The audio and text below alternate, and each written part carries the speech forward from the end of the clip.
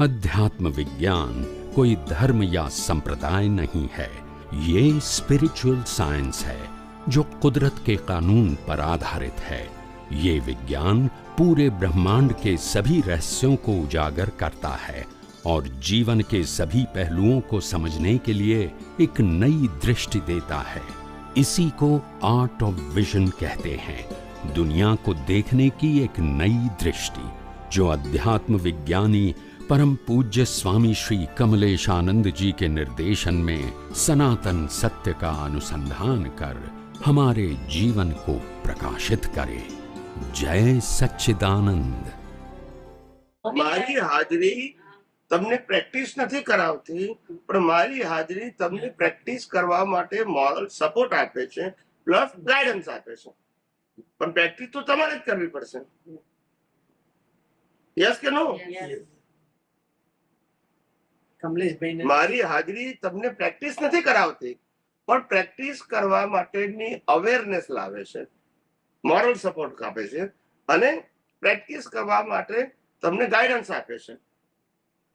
આ બે વસ્તુ હાજરીથી થાય, પણ પ્રેક્ટિસ તો તમારે જ કરવાની. ખાલી મોરલ સપોર્ટ મળે અથવા તો ગાઈડન્સ મળે.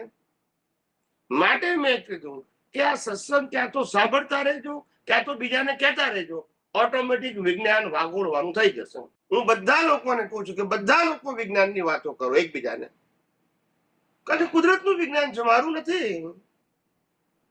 આ વિશ્વમાં મહાવીરના નિર્વાણ પછી પહેલી વખત વિજ્ઞાન નીકળ્યું છે કે જે દુનિયાની કોઈ વ્યક્તિ કોઈને પણ કહી શકે છે, કારણ કે કોઈની માલિકી નથી. અને અત્યાર સુધી બધા ધર્મો માલિકીના છે, વિધાઉટ પરમિશન ના બોલી શકો, બોલતા નથી. આ માલિકી વગરનું વિજ્ઞાન ખુલ્લું થયું છે, કારણ કે કુદરતનું છે, એનો કોઈ માલિક જ નથી. કોણ પરમિશન આપે? પરમિશન કોણ આપે? માટે કીધું ક્યાં સાંભળજો ને ક્યાં બીજાને એક્સપ્લેન કરજો, તો ઓટોમેટિક વાગડવાનું. સાંભળશો તોય વાગોડાશે અને કોઈને કહેશો તોય વાગોડાશે. એવું કે છે કે સામાન્ય વ્યક્તિને એ ગમે પણ નહીં. આપણે જ્ઞાનની આ બધી વાતો કરતા હોય તો એ લોકો શું બોલ બોલ કરે છે, શાંતિ રહે, તારું જ્ઞાન તારે મુબારક. એવું છે કે उसको इंटरेस्ट नहीं है ना, એવું છે.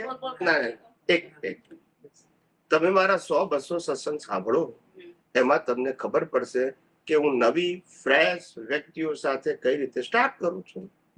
એ નવો છે, હું નવો છું. જિજ્ઞાસુ છે એમ. અરે પણ એ કેવો છે મને કેવી રીતે ખબર? પહેલી વખત આવ્યો છે. અમને લોકો તો કેમ આમ કરો છો? અત્યારે કોઈ વ્યક્તિ 5 વ્યક્તિ નવી આવે, મને કેવી ખબર હોય કે કેવી છે? ના, પણ કોઈ કે સરસ કે છે એટલે એમ કે સાંભળી. અરે હું ઈચ્છા છે જ્ઞાન કરવાનું. હું તમને એ જ કહું છું કે એક વસ્તુ છે કે આપણે એક વસ્તુ જીવનમાં ધ્યાન રાખવું કે જેનાથી આપણને બેનિફિટ થતો હોય ને આપણા દ્વારા બીજાને પણ બેનિફિટ થતો હોય, તો પ્રયત્ન કરવો. એમાં 50% બેનિફિટ તો છે જ, જે આપણને થવાનું છે.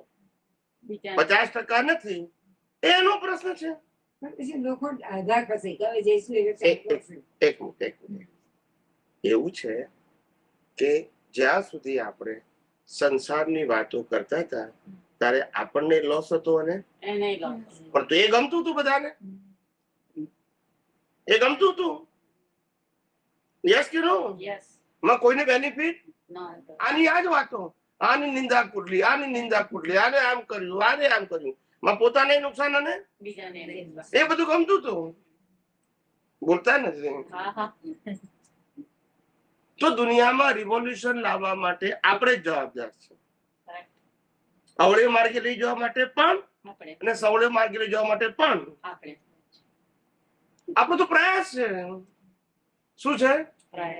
આપણે ક્યાં કોઈને કીધું કે આપણી વાતો તમે કમ્પલસરી એક્સેપ્ટ કરો, ફોલો કરો, માનો, તમે જે માનો છો એ છોડી દો. આ બધી તો વાત કરતા જ નથી. વાંધો ત્યાં આવે કે તમે એની એ જે કરી રહ્યો છે એને બદલવાની વાત કરો, લાઈક અ કન્વર્ઝન. તો એ પ્રશ્ન પૂછી શકે છે કે હું આમાંથી આમાં કેમ જવું.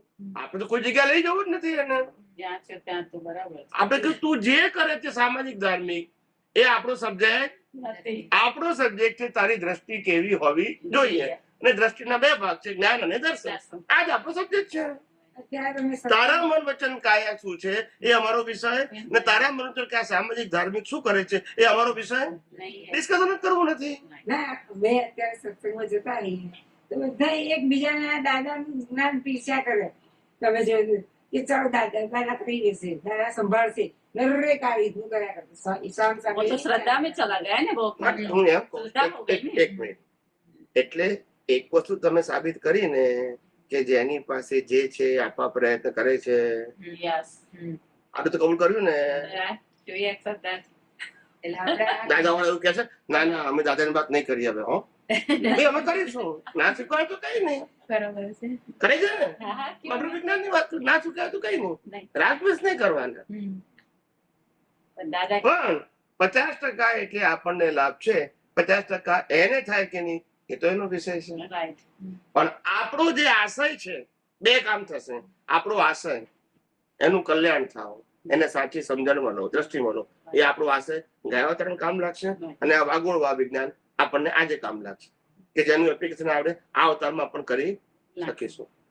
એટલે આજનો પણ બેનિફિટ છે અને નેક્સ્ટ અવતારમાં બેનિફિટ થશે આપણને, એ આપણો છે જ. છે જ. એને બેનિફિટ થશે કે નહીં એ આપણો વિષય નથી, પણ આપણો આશય એની કુદરત નો જ લે છે. એ ફોલો કરે કે નહીં એની કુદરત નો આપણા માં નથી લેતી, એ એનો પ્રશ્ન છે. ટીચરને ભણાયા પછી વિદ્યાર્થીને શું કરવું એ ટીચર નો પ્રશ્ન નથી, બોલતા નથી. બરાબર છે. Yes or no? Yes or no? Yes. આપણું કામ ટીચ કરવાનું છે, અને આપણે નોન કોમર્શિયલ છે.